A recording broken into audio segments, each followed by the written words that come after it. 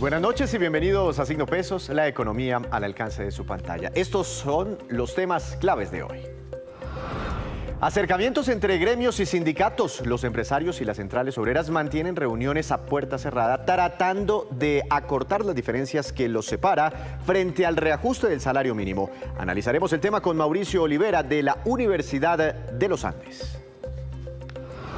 Que su viaje no se vuelva un dolor de cabeza. Para todos los viajeros al extranjero es clave tener una póliza que les cubra eventuales percances de salud fuera del país. Nos acompaña esta noche Iván Leal de la compañía Assist Card para entender cómo funcionan esas coberturas. Decreto contra el gota a gota. El gobierno expidió un decreto que le da vida al crédito Creo, un nuevo mecanismo que permitirá financiar a los pequeños negocios de la llamada economía popular. Les contaremos todos los detalles.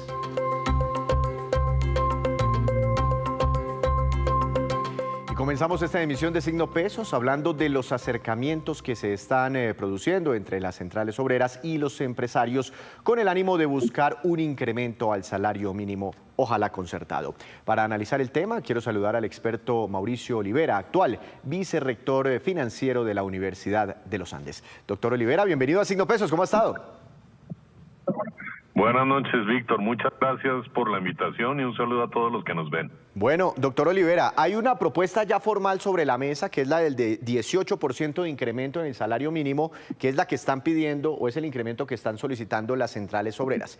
Y hay otra propuesta que está medio camuflada, no hay una cifra real puesta sobre la mesa, pero los empresarios han dicho, y me estoy refiriendo a la propuesta de los empresarios, que el mínimo no debería subir mucho más allá de la inflación observada en este 2023. Uno se puede imaginar que ellos más o menos están ofreciendo por ahí cerca de un 10% teniendo en cuenta el dato de inflación. 10%, 18%, ¿cómo ve estas dos propuestas? Son propuestas muy separadas. En general, las conversaciones empiezan así. Esto se da a través de la mesa de concertación salarial o de la Comisión Permanente de Concertación Salarial, Laboral y Salarial que creó la Constitución del 91.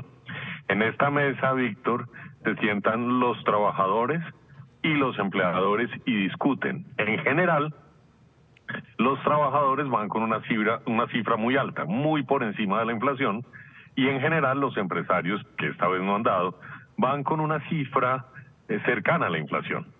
Obviamente el salario mínimo no puede subir por debajo de la inflación, porque si no los trabajadores perderían su poder adquisitivo. Entonces tiene que subir con la inflación por lo menos. Y la otra variable que hay que tener en cuenta es la productividad. Si este año los trabajadores aportaron más con su productividad a las empresas, pues las empresas tienen que reconocerlo. Desafortunadamente el dato de productividad, el oficial, aunque no hay acuerdo entre trabajadores y empleadores en ese dato, es menos 1%. Ahora bien, los trabajadores están ofreciendo el 18%, la inflación va a ser más o menos 9,5%, es decir, están casi que proponiendo el doble de la inflación y esto tiene muchos riesgos. Entiendo. Doctor Olivera, esta tarde me puse a hacer cuentas ahí de servilleta y cogí el salario mínimo actual, sumando auxilio de transporte y el componente salarial, que es 1.300.000 pesos más o menos, y le calculé el 18%, que es la propuesta de las centrales obreras. Y el mismo ejercicio dice, y usted tiene toda la razón, los empresarios no han puesto una oferta sobre la mesa, pero uno se la imagina más o menos. Y saqué el cálculo con el 10% de los empresarios. Y al final me da una diferencia como de 100.000 pesos. 105.000 pesos que uno diría, hombre, tampoco es que sea mucho, o no sé si sea mucho, esa es mi pregunta. Al final están como separados por 100.000 pesos. ¿Por qué 100.000 pesos hacen la diferencia? Hay varios puntos, digamos, el tema del salario mínimo es un tema de un equilibrio distributivo muy difícil. ¿Por qué?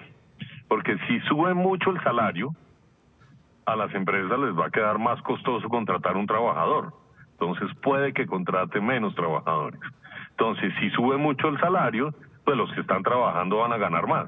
Ganan ahí ellos. Pero las personas que están buscando empleo puede que les quede más difícil conseguir empleo. Entonces pueden perder los desempleados. Adicionalmente, pueden caer más bien en la informalidad. Entonces, un aumento muy alto puede generar desempleo e informalidad. Ganan unos, los que trabajan, pierden unos, en términos de trabajadores, los desempleados y los informales. También los costos para las empresas, 100.000 pesos con una empresa que tiene muchos trabajadores, o una MIPYME que tiene muy pocos trabajadores, un trabajador, 2 trabajadores, pues puede ser un costo muy alto también. Entonces también se afectan las empresas. Ahí la distribución es muy compleja. Por eso, y me voy a dar un momentito a la mesa de concertación salarial. En la mesa están trabajadores formales, las centrales obreras, y empleadores, también las empresas grandes. El gobierno no participa en la negociación, el gobierno al final toma una decisión si la negociación no se da, y el gobierno tiene que pensar también en los desempleados, en las empresas pequeñas que se pueden ver afectadas y en los trabajadores informales. Entonces es un equilibrio muy difícil. Frente a lo que decía Víctor, también tiene razón, porque por otro lado, pues un salario muy bajo le hace que los trabajadores no tengan tanto poder adquisitivo. Esa es la otra parte. Uno puede ver el salario desde muchas maneras, y buscar ese equilibrio es muy difícil. 100.000 pesos, sobre todo en un mundo en un estado tan inflacionario como el que tenemos ahora, un estado en donde la inflación no ha bajado, como en América Latina. En el resto de América Latina la inflación ya está en 1 dígito, nosotros todavía seguimos en 2 dígitos. El salario mínimo tiene otro componente, y es que jalona muchos otros precios. Entonces, el aumento del salario mínimo se va a traducir en otros precios, así el gobierno quiera desindexarlos, se va a traducir en otros precios, y eso va a ser nuevamente inflacionario. Entonces, digamos, hay muchas variables que hay que tener en cuenta, muchos retos, y ojalá la mesa de concertación encuentre el equilibrio adecuado. Las centrales obreras están pidiendo el doble de la inflación. Creo que es muy alto, y toca buscar, no solo por los que están en las centrales obreras, sino también hay que pensar en los desempleados, en las empresas, en la inflación, etcétera. Debería llegarse a un nivel mucho más bajo.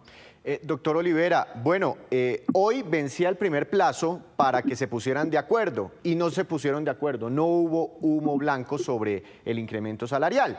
Y pues digamos tienen una segunda oportunidad, un plazo máximo que es el 30 de diciembre para llegar a un acuerdo, pero están difíciles las negociaciones, no se han puesto de acuerdo ni con la productividad que van a elegir, ni con la etapa de hoy, que era ya ojalá llegar a una concertación. Y usted menciona al gobierno, que hasta el momento como que es un intermediario que quiere facilitar la negociación. Pero si no se ponen de acuerdo de aquí al 30, le toca al presidente Petro determinar el incremento salarial. Y hay un componente político que empieza a jugar, y es que las centrales obreras apoyaron al presidente Petro durante su campaña, son muy cercanas a él, en fin. ¿Qué debería eventualmente tener en cuenta el presidente Petro? ¿Cuál debería ser esa cifra por la que él debería inclinarse si le toca, si está en sus manos, tomar esa decisión? Claro que sí, digamos, antes de responder sobre alguna recomendación para el presidente, quisiera contar esto, Víctor, y es que la mesa de concertación salarial la creó la Constitución del 91, empezó a funcionar desde el 96. A lo largo de los 22 años de este siglo, solo en 6 o 7 se ha llevado una concertación.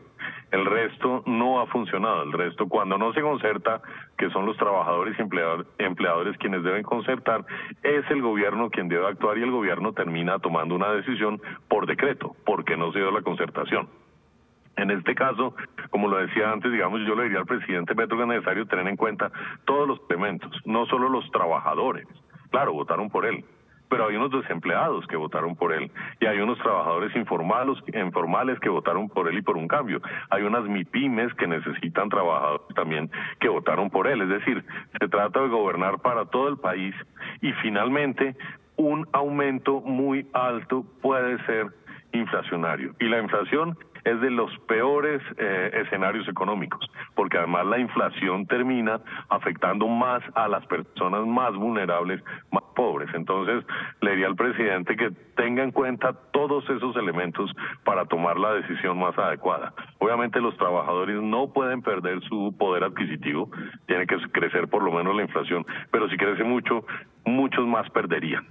Doctor Olivera, acompáñeme 30 segunditos a ver una declaración que nos comparte a esta hora el presidente de la CUT, el doctor Fabio Arias, sobre el ambiente que hay sobre respecto a lo que queda, lo que falta para ojalá llegar a una concertación, y ya vuelvo con usted. Veamos lo que dice esta central obrera. La reunión que se había convocado para el día de hoy ha sido aplazada con el propósito de que las partes, es decir, gobierno y empresarios, gobierno y trabajadores, mantengan una serie de contactos y de reuniones bilaterales en la posibilidad de construir un acuerdo que le dé una señal al país de que, a pesar de las diferencias, podemos construir un acuerdo de concertación sobre el salario mínimo. Doctor Olivera, a pesar de las diferencias, ¿cree usted que es posible, con todo lo que ha pasado, lo duro que se han dado, las tensiones, será posible un acuerdo en esta oportunidad? Como lo dije antes, a lo largo de este siglo, el 30% de las veces se ha llegado a un acuerdo, no ha tenido que actuar el gobierno por decreto. Ojalá esta sea una. Lo que dice Fabio me parece muy importante. Están dándose, si entendí bien, conversaciones bilaterales. El gobierno está interviniendo también en esas conversaciones bilaterales. Ojalá se pueda llegar al acuerdo, al mejor acuerdo posible que beneficie a todos, trabajadores formales, pero también informales, desempleados, a las empresas, que ayude a bajar la inflación también. Yo creo que eso es bien importante. Además, porque hay un elemento adicional que debe tenerse en cuenta en este momento, que no pasaba en los demás momentos de negociación, y es la reforma laboral, que ya está en discusión en el Congreso.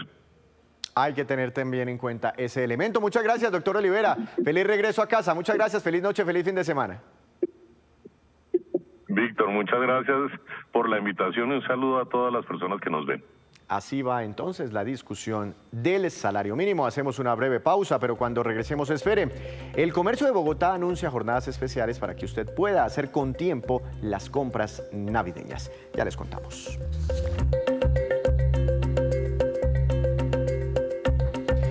Gracias por continuar en Signo Pesos. Por esta época, millones de viajeros salen a pasear, inclusive miles fuera del país. Y aunque muchas veces todo sale muy bien, generalmente, hay ocasiones en que se puede presentar un quebranto de salud o un pequeño accidente que pueda complicar el paseo y afectar inclusive las finanzas por los gastos médicos en otra nación. Para analizar este tema, quiero saludar a Iván Leal, responsable de marketing y formación comercial de la compañía Assist Card. Doctor Iván, bienvenido, ¿cómo ha estado? Gracias por acompañarnos. Víctor, muchísimas gracias. Gracias a ustedes por la invitación y un saludo muy cordial a todos tus televidentes. ¿Qué hacen ustedes en Assist Card? Bueno, somos una compañía especializada en brindar soluciones oportunas, profesionales, a las eventualidades que se pueden presentar en un viaje, ya bien sea un viaje de placer, un viaje de estudios o de trabajo. Nos especializamos en ayudar a los viajeros a superar ese imprevisto con el objetivo de que pueda seguir disfrutando de su viaje o ante una eventualidad muy grave que puedan regresar a casa. Eso es lo que hacemos. ¿Por qué es importante pensar en una cobertura a la hora de planear un viaje? Bueno, porque los imprevistos no se pueden planear ni prevenir, ¿verdad? Entonces es importante a la hora de invertir recursos en un viaje, invertir recursos en lo más importante, que es en el cuidado de la salud y ante cualquier imprevisto que se pueda presentar en un viaje. Hoy en día un viajero puede estar expuesto a una enfermedad por consumir algún alimento, ¿verdad? Una enfermedad digestiva, pérdida del equipaje, extravío de los documentos. Así es de que ante cualquier imprevisto es muy importante incluir dentro de la planeación del viaje una compañía que te respalde. Pensando en temas médicos, mi prestador de salud, mi aseguradora, mi EPS, ¿me cubre solo dentro del país o si yo tengo complicaciones fuera del país también me cubren? Normalmente tu seguro local te cubre dentro de tu país, en el exterior no tienen alcance o no tienen cobertura, de ahí lo importante que tengas un respaldo como el de Assist-Card, sobre todo porque los gastos médicos a los que puedes estar expuestos son altos. Te voy a dar un ejemplo, una insolación en los Estados Unidos, en Miami, te puede llegar a costar unos $3.500. $3.500, más de 12 millones de pesos por dormirme en el Así sol. es. Y no lo cubre Así es. no lo cubre la EPS. Este cubrimiento, ¿cuánto puede valer una póliza de estas? Bueno, tenemos diferentes opciones de acuerdo al tipo de viajero, a las necesidades. A través de nuestro equipo buscamos asesorar al cliente de acuerdo a las características del viaje. Tenemos coberturas que van desde los $60.000 hasta los $3 millones de cobertura y pueden encontrar tarjetas desde los $10 el día. $10 el día y se evitan un dolor de cabeza. ¿Ustedes tienen estadísticas de esas cosas imprevistas que más les ocurren a los viajeros colombianos en el exterior? Pues mira, Víctor, en la era pospandemia, una de las eventualidades más comunes que se está presentando es la pérdida del equipaje. En Colombia particularmente esta eventualidad ha venido creciendo. Los factores principales es que hoy en las aerolíneas hay tal vez menos personal, más vuelos de conexión y por ahí se incrementa el riesgo de la pérdida o la demora del equipaje. Para eso también nuestros productos en su oferta integral le brindan al viajero una indemnización de hasta $2.000 en caso de que este evento se llegue a presentar. Ah, bueno, pues sigamos con los ejemplos. Esa de los $10 o digamos una más o menos, una póliza que tenga como una cobertura integral, ¿cuánto puede llegar a valer y qué me cubre además de la pérdida del equipaje? Bueno, además de la pérdida del equipaje, te cubre hospitalizaciones ante eventualidades graves, intervenciones quirúrgicas, desde lo más leve hasta lo más complicado que se pueda presentar. Y yo creo que ahí es una de las razones de por qué comprar Asiscar. Somos tal vez la compañía de asistencia con menos exclusiones en el mercado, sobre todo ante eventualidades graves, donde de pronto requieres una repatriación sanitaria, una repatriación funeraria. Entonces, desde lo más complejo en un evento en el exterior ante un accidente hasta lo más tal vez leve, como de pronto una urgencia odontológica. Ah, entiendo. Pero todo eso va cubierto ahí y es fácil. Si yo tengo una eventualidad en el exterior, no sé, es que, por ejemplo, se puede caer uno en la piscina y fracturarse una pierna, ¿no? O si ocurre dentro del país, ¿por qué en el exterior no? ¿Es fácil entablar la comunicación con ustedes para recibir ayuda? Sí, efectivamente en Asiscar tenemos un desarrollo tecnológico tremendo para facilitarle al viajero comunicarse con nosotros ante cualquier eventualidad. Lo puede hacer vía telefónica de forma tradicional, lo puede hacer vía WhatsApp. Tenemos un canal muy afinado para brindar asistencias a través de este medio. Lo puedes hacer a través de nuestro modelo de autogestión en nuestra página web, donde puedes hacer pedidos de asistencia, tramitar un reintegro, hacer el reporte de la pérdida de tu equipaje. Entonces, ahí está, tenemos una oferta bien interesante para que nuestro viajero tenga diferentes alternativas para comunicarse ante cualquier pedido de emergencia. Y tenemos también la aplicación móvil de Asiscar que le permite al viajero tener asistencia médica virtual desde la comodidad de su hotel en caso de que la eventualidad lo permita. ¿Y cómo se hace eso en la práctica? Es decir, si yo me enfermé, voy al hospital y me cobran una plata, ¿yo pago y usted me reembolsa o ustedes se conectan directamente con el prestador del servicio?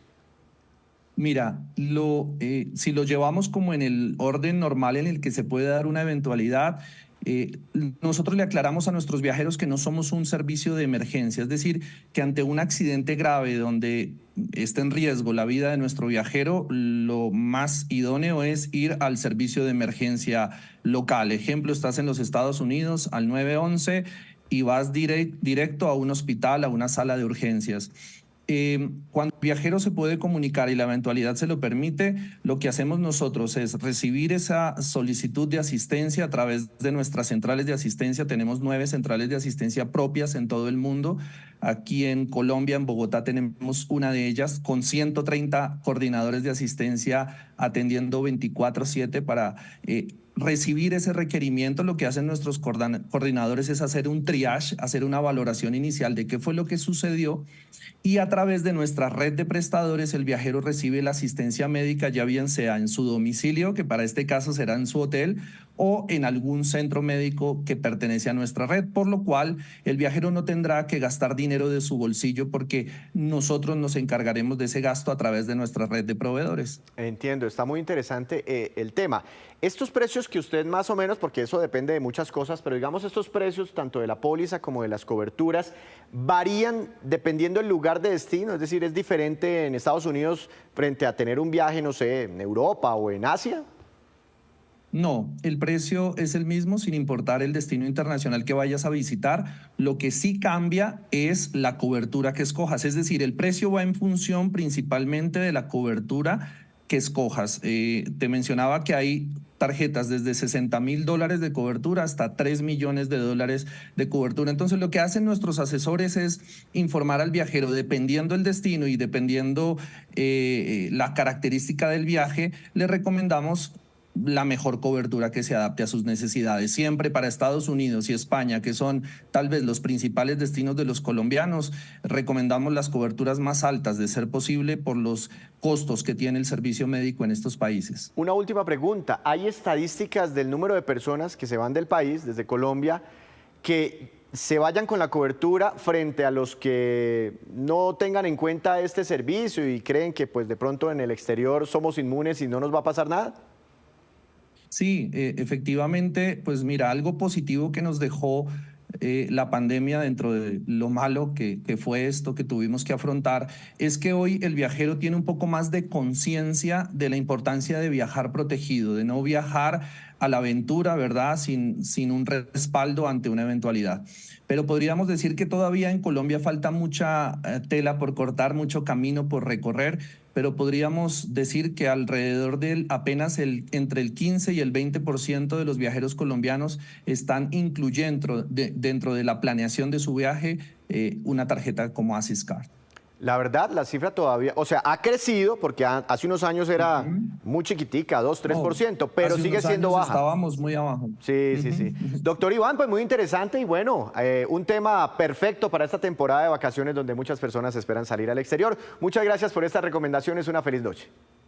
Víctor, a ti gracias por la invitación. Feliz noche. Temporada de vacaciones. Hora de hacer una segunda pausa y en breve les contaremos que el gobierno lanzó nuevas rutas turísticas para que disfruten los viajeros locales y extranjeros, pero aquí dentro de nuestro país. Ya les contamos.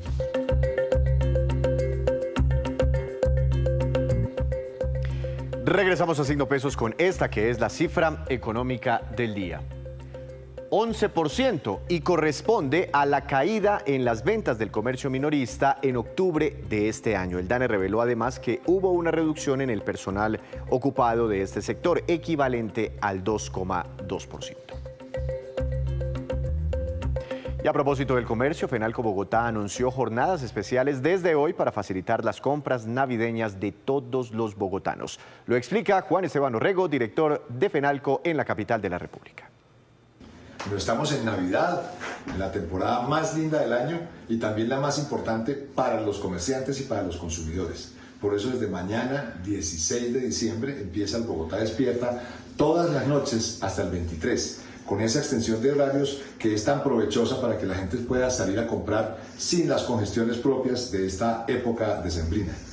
Sectores como juguetería tienen una concentración que llega a superar el 70% de las ventas por estos días y otros sectores como calzado, vestuario, marroquinería tienen concentración que supera inclusive el 40%.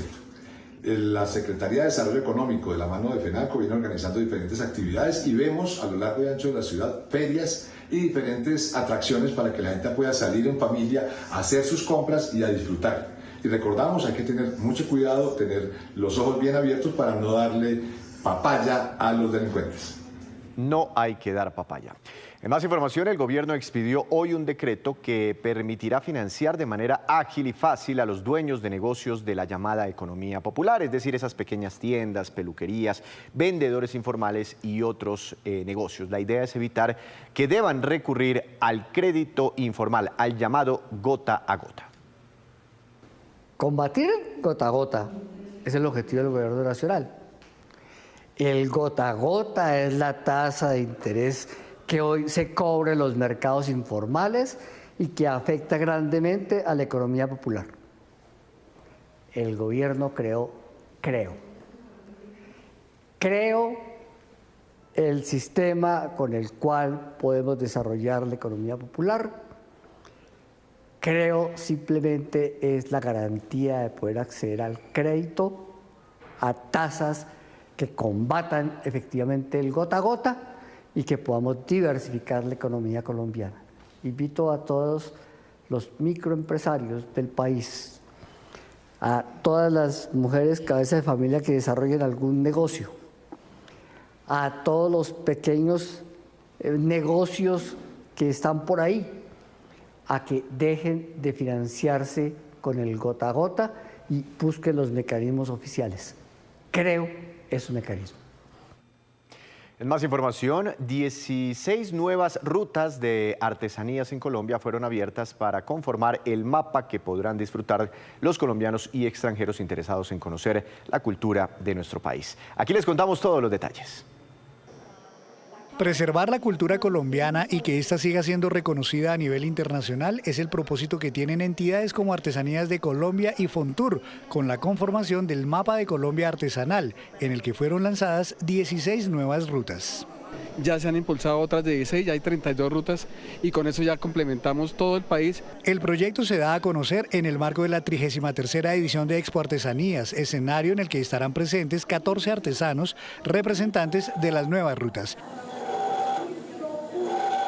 Arauca, Caquetá, Casanares, Cesar, Chocó, Guaviare, Meta, Norte de Santander, San Andrés, Baupés y Bichada hacen parte de esas nuevas rutas que conformarán el Mapa de Colombia Artesanal. Conectamos a todos estos operadores en Colombia con los artesanos en cada una de las rutas para que los turistas los visiten, como a Doña Ilvania en el Valle de Tensa. Soy representante legal de Corporación Articultura Sutatensana. Nosotros trabajamos los canastos elaborados en chin, caña de Castilla. Según la gerente de Artesanías de Colombia, estas iniciativas tienen un propósito muy importante. Solo el 2.4% de los jóvenes, adolescentes y menores de 30 años se están dedicando a este oficio. ¿Y por qué ese número tan bajo? Porque ellos mismos nos han manifestado que están viendo que sus ancestros, sus abuelos, sus bisabuelos, sus padres no viven dignamente del oficio. Las rutas invitan al turista a degustar la cocina local y los imponentes paisajes y ríos de Colombia. Y ahora nos vamos con estos que son los indicadores económicos que usted debe conocer siempre antes de irse a dormir. ¿Qué pasó con el dólar? Tasa representativa del mercado que regirá hasta el próximo lunes será de 3.956 pesos con 76 centavos. Subió muy poquitico, apenas 88 centavos. El petróleo Brent de referencia para Colombia subió 0,37%. Se ubicó al cierre de la jornada en $76 con 89 centavos por barril. El precio interno del café colombiano bajó y quedó en promedio como referencia a 1.468.000 pesos por carga.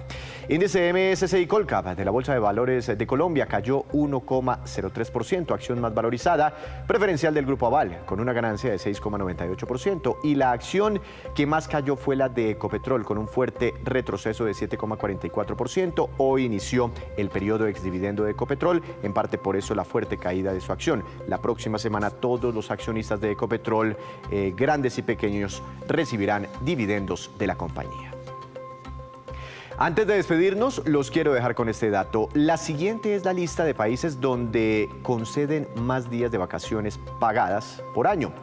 En Andorra, 31 días hábiles. Algeria, 30, Emiratos Árabes 30 también, Estonia 28, Irán 26, Austria 25 y como referencia, todos lo sabemos, en Colombia son 15 días hábiles por año trabajado.